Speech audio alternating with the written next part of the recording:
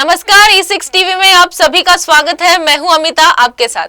Supreme court के पूर्व CJI BR Gavai पर जूता फेंकने वाले वकील राकेश किशोर की दिल्ली के कुड़कुड़मा कोर्ट परिसर में वकीलों ने चप्पलों से पिटाई की है। बता दें, वकील राकेश किशोर, जिन्होंने हाल ही में पूर्व मुख्य न्यायाधीश BR गवई पर जूता फेंककर हंगामा किया था, उन्हें BR गवई ने माफ कर दिया था, लेकिन कोर्ट परिसर में ही कुछ वकीलों ने उन्हें चप्पलों से पीट दिया। ये घटना तब हुई जब राकेश किशोर कोर्ट में मौजूद थे, तभी कुछ वकीलों ने उन पर हमला कर दिया। राकेश पर धक्का मुक्की और चप्पलों से हमला किया गया। बड़ी मुश्किलों से कोर्ट सुरक्षा कर्मियों ने बीच बचाव करके उन्हें बाहर निकाला। तेरी साले कौन है तो साले क्यों मार रहा है मुझे? सनातन धर्म की जय हो, सनातन धर्म की जय हो, सनातन धर्म की जय हो, सनातन धर्म की जय हो। मैं साले कि परमात्मा ने मुझसे जो कराया वो मैंने किया। मेरा कोई वो उसमें काम नहीं था। मैं करता नहीं, महज साक्षी था। जो हुआ वो हुआ।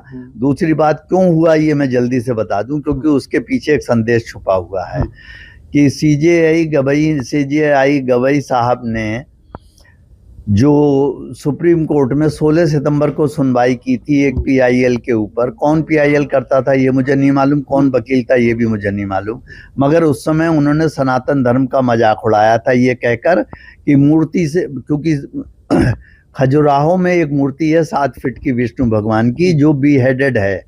उसका सर जो है, जब आक्रमणकारी हिंदुस्तान में आए तो उन्होंने बहुत से मंदिर खंडित किए, उनमें ये भी मंदिर है। मैं 3-4 दफे उस मूर्ति के सामने बैठ के रो चुका हूँ। मुझे मालूम है कि कितना दुख होता है, इतनी बढ़िया मूर्ति का सर गायब है। उसको रिस्टोर करने के लिए उन्होंने कहा, तो सीजेआई गवई ने कहा कि मूर्ति से कहो, अपने भगवान से प्रार्थना करो, तुम तो इतने बड़े भक्त हो भगवान के कि मूर्ति ही कुछ कर ले। तो ये चीज़ें मुझे मजाक लगी और अन्याय ये लगा कि उन्होंने याचिकाकर्ता की याचिका पे कोई ऑर्डर नहीं किया, खारिज कर दिया। फिर बाद में अगले दिन कुछ स्टेटमेंट दिया, उस बात को ख़त्म करने की कोशिश की, हम वो भी मान गए। लेकिन अभी 3 दिन पहले उन्होंने फिर से मॉरिशस में ये कह दिया कि बुलडोज़र से देश नहीं चलेगा। आप सबको मालूम है बुलडोज़र कहाँ चल रहा है, क्यों चल रहा है। मैं बरेली का रहने वाला हूँ, बरेली में ही पैदा हुआ, बरेली में ही पढ़ाई की, बरेली में ही बड़ा हुआ। मुझे मालूम है जिन लोगों ने ज़मीनों पर कब्जे करके बड़े बड़े महल, होटल्स, मैरिज हॉल बना रखे हैं, उनके ऊपर अगर योगी जी बुलडोज़र नहीं चलाएंगे तो क्या करेंगे। अगर फिर भी कोई आदमी ये सोचता है कि मेरे पे गलत चल गया, तो कोर्ट खुली हुई है, आ जाए कि भाई हमारी ज़मीन अपनी थी, इन्होंने बेकार कब्जे में ले ली योगी जी ने। ये वो नहीं करेंगे कभी भी, क्योंकि ज़मीन वाकई उनकी किसी की नहीं है। बाकी मैं फिर कहता हूँ कि अब इस समय मैंने कुछ नहीं, कोर्ट में भी कहा है, अब भी कह रहा हूँ, सनातन का अपमान नहीं सहेगा।